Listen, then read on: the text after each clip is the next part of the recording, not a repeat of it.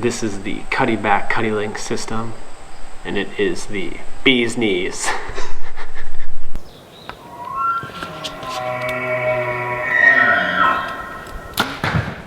Hey guys, thanks for checking out the Chasing Wild Outdoors YouTube channel. If you're new to the channel, we ask you please subscribe to the channel if you like what you see, and hit that notification bell so you can be alerted when we update the most recent video. I also want to let you guys know we're going to do a review today of the CuddeLink system, and stick around for the end of the video because one of you might be a lucky winner of this CuddeLink system right here. Today I'm going to do the review of the Cuddeback CuddeLink system, and then a little bit later on we're going to hit the woods. Jared has a farm he wants to get a system put out on, and we'll talk about them a little bit in the field. This is actually the second season that we're running the CuddeLink cameras. I bought a system of cameras last year and ran them all the way through hunting season, so I'm going to talk about a couple of the pros and cons and some of the features that these cameras have. What I actually went with last year is I went with a cell base, which this is the CuddeLink cell. It's your home base camera. And then I went with the IR cameras for the remote cameras. Originally I bought a 4-pack of the IR cameras, and one thing to note on the 4-pack that differs from the single IR cameras you have or you can buy is the batteries that they take. If you buy the 4-pack of these IR cameras here, it's going to run on 12 AA batteries. From talking to some people and watching some other reviews, I found out that the cameras didn't have that great of a battery life. So what I opted for was this D extra battery pack on the back. And what it does is the AA battery pack actually comes off, and this D battery pack replaces it. So there's actually 6 D batteries in here now, and it worked out really well for me last year. So the batteries on a single IR camera, if you buy these as a standalone, they're going to run on 4 D batteries. So then you can make a decision if you want to run those and see if it's all right, or you can get this battery pack for them. You can get an extra 2 D batteries, and therefore it would run the same number as the cell home base. So also what I decided to get to pair with these, I was possibly going to be putting them out on some public land and some other farms that other people hunted as well. So obviously I didn't want to put all this money into the cameras and worry about them, walking off on their own. So I got these safe boxes for the IR cameras. Unfortunately, they didn't have a safe box for the cell camera yet last year, so I just used a Python lock on the cell base through the bracket and held it on.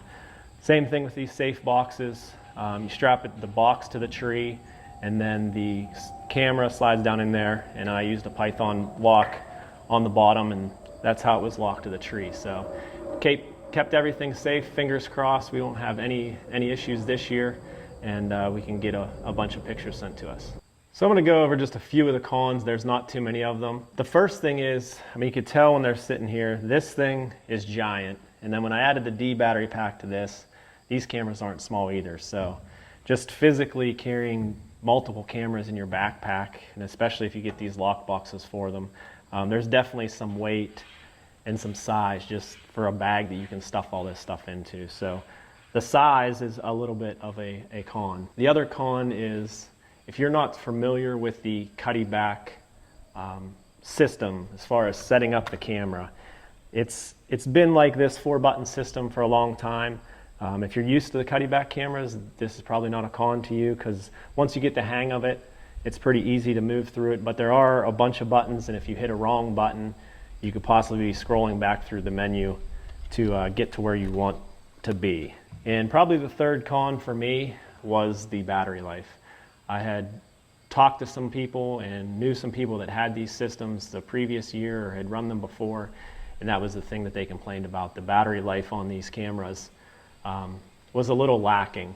But once I got these D batteries, I put this camera system out mid-September last year, and I had all the cameras run at least until the middle of December.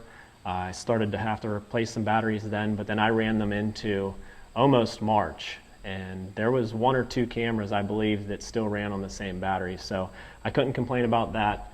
The D batteries are a little bit more expensive, but it was obvious that they gave me a lot longer lifespan. I'm going to go over some pros of the Cuddeback CuddeLink system. In the past, Jared and I have both tried other cell-based trail cameras, and this is by far the best system. On other cameras, you have single cameras that you would have to pay for monthly cell plans for. With the CuddeLink system, you pay for one cell plan, and it daisy chains the remote cameras back to the home base. So the lowest cell plan that you can buy is $10 a month, and you get 750 pictures.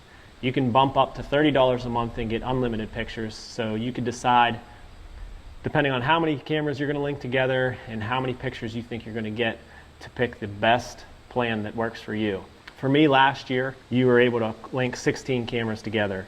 I ran 8 cameras and used that $10 a month cell plan and didn't have any trouble with the 750 picture max for the month. So I just mentioned about daisy chaining these cameras together, and that's what makes it so great. You can have an entire farm, cover it with cameras, put your home base and remote cameras in strategic spots around the farm, and the remote cameras are going to send pictures as they take them back to your home camera. You can actually run this system without a cell plan. Your home camera would just be a standalone camera. You would just have to go out to that camera and pull a card. That could work for some people because you could put your home camera, say, at your cabin on your farm or at an easily accessible spot near a road, something like that. But we chose for the cell camera just because it can be deep in the woods as well, and it's sending all those pictures back to your account. So another pro for these cameras is the package deals that they now offer. You can get a package of 4 of these IR cameras and it would save on cost. They also have a package that comes with 1 cell, home base, and 2 of the remote cameras, which are the IR cameras. Another pro with this system and where you can link these cameras and cover an entire farm is the low intrusion that you would have on this farm. Case in point, last year when I put these cameras out in September, I didn't have to go back into these areas until I was ready to hunt. And with the cell camera, it was sending you pictures, so you could wait until you saw a target buck that you were going after show up on this camera in daylight, and you could just go in and hunt.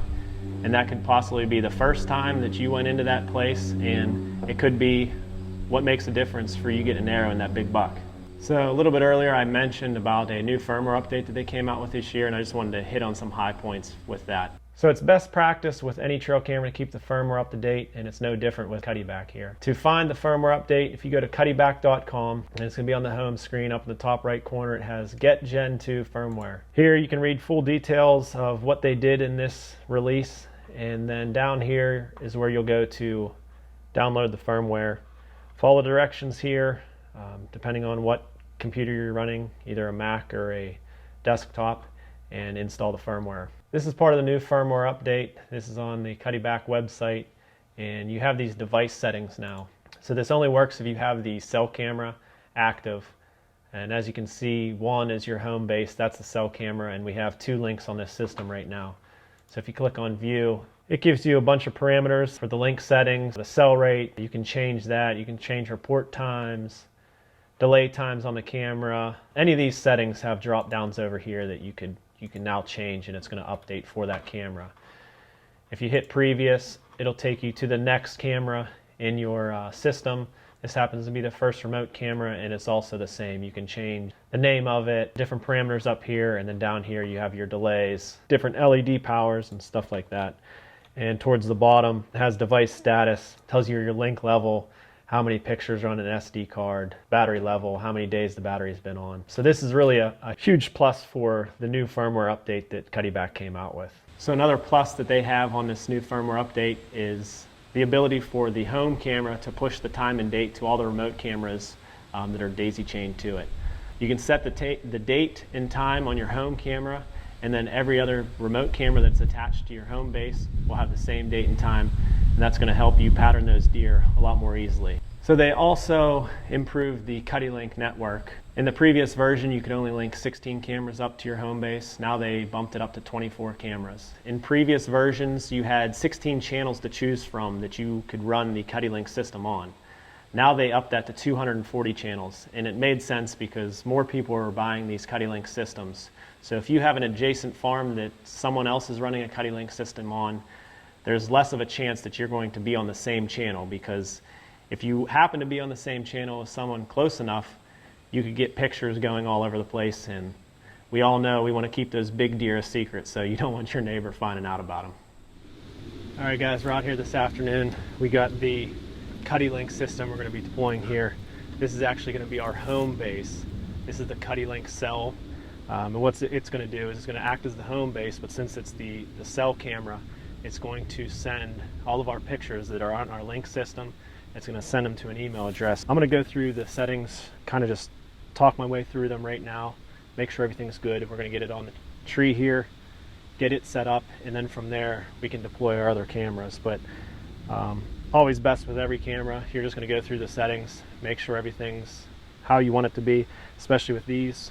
We just put a new firmware update on these. When you do the firmware update, it's going to completely wipe your settings on your camera, so you have to start from scratch. I already checked the time and date. A good thing to do is always clear your SD card. A lot of times I like to keep 2 SD cards for each camera so you can swap them out. But if you're switching SD cards between cameras and stuff, it's best practice to clear those off just to keep everything working smoothly. I'm going to go into the link menu. In this camera, you have options between home, remote, repeater. It's set to home, so that's good. The location is 01, which you can set that anything you want to. So the channels, it used to be, I think, 24 or 26 channels you had to choose from. They upped it to, I think, like 250 or over 250 channels. So you didn't have interference with other link systems that are on different farms that could possibly be close to you. The next one's the cell menu. So you just want to make sure the actual cell mode is on. The rate, you can set it anywhere from an hour to 24 hours, I believe. And then you have the cell test. If you run that, it's just going to make sure that you have this system. It's linked up to whatever carrier you've bought the camera for. So here we have Verizon. It's going to actually send a test picture to the account you have online, your email address, just to make sure everything's working right before you walk away from the camera. There's some settings in here for the aspect ratio of the camera. I usually leave that as full. But for the IR mode, there's options for far, which would be on the edge of a field, close. Excuse me, I guess there's a field option, there's far, and there's close. So right here, we're in the woods. There's a couple trails we're going to try to hit with this camera. There's not too much debris, so we'll probably leave the far option on, because what we're going to try to do is get an idea of where these deer are exactly coming from when they come past the camera. The image size is either 5 megapixels or 20. And then also on this screen, you can check to make sure you have your firmware updated. Next one is going to be the settings. You have advanced modes, surveillance mode, and easy mode. I always use advanced mode. It gives you the most options. So for the day delay, you have 15 seconds is the default. It goes down to 5 seconds all the way up to, I believe, an hour. I'm going to put it on the 5-second delay. And then obviously you have the same thing for your night. So I usually make it the same, 5 seconds. And then you have an option with this cell camera. It has the black IR. They call it the no glow. You could select that, or you can have a regular infrared, like red lights that come on for that. So it's either red IR or black IR for the nighttime pictures. And then that's the end of that menu. So we'll hit success. And then after that, you're ready to arm. We'll get it mounted to the tree here. All right, we're gonna get the home cell camera on the tree now. I'm gonna set this one about chest height just because of the way the tree is, and back behind the camera it kind of goes up a little bit of a hill. So the easiest way is to set the base like that, and then these cameras just slide down in that bracket. Like I said earlier, I'm going to point it. There's a clump of trees behind the camera there. I'm going to kind of point it at that, try to get both of these trails coming together here, and go into the settings, arm it, hit mode a couple times until I see the arm, hit up twice, and close her up. We'll get the next one going, make sure the link menu, the link signal is tied in with this one, and we can move on. So we jumped out of the woods. We're here on the edge of the field. We're going to be heading up to where the second spot where we want to put one of these cameras out. And what we did is we went into the link menu, went into the link level, and that's going to tell you how good the transmission signal is between the home camera to this camera. And the best thing to do is to start this by the tree, because that's obviously where it's going to be the strongest. Leave it on that link level. Right now it says 99, which is the highest it'll be, and it says good. It'll start to count down from there as we get farther away from that home camera. I believe when it gets to pour, you may or may not get pictures transmitted. You might get pictures transmitted at some times and not other times, depending on the weather. So the best practice is obviously to leave it somewhere where you still have a good signal strength. And I believe when it gets down to 20 is where it switches over from good to poor. So we're still at 99 here. We're going to keep this open just to keep monitoring it, and we're going to slide up this field and get to the next spot. Alright, so we got up to the second spot here. And actually when we get back to the house, it'll be a pretty good test. We'll be able to mark a pin, probably on Onyx or even on Google Maps, where that first home base camera is. Mark a spot here, at least get a straight line distance to see what kind of distance we're getting between these two cameras, because in between this first camera, the first remote camera putting out, and the home base, it's totally wooded, so it'll give you guys a good idea on how far these things go. On Cuddeback's website, I believe it says in a timbered area it's between like an 1/8 and a 1/4 mile, and then in an open field or any open area that doesn't have a lot of trees or underbrush that's going to block the signal, it says you can get up to a mile or over a mile. And one thing I wanted to note, when I was carrying this up here, the link level was obviously updating. I had it setting down here so I can get the base on here, and I believe it was at 24 28 for the level. Don't get freaked out if you see a low level like that when you're walking. The best thing to do is set it up on the tree and let it kind of acclimate itself to being straight up there. The antenna's pointed up there, and see what the level goes up to. This one's at 38 right now, so it's still within the good range. And we'll straighten this one out a little bit because it is obviously canting down here. We'll get this one set, do the same thing for the third camera, get to that link signal, and then we'll move off to the third spot. I already have this third camera mounted to the tree here.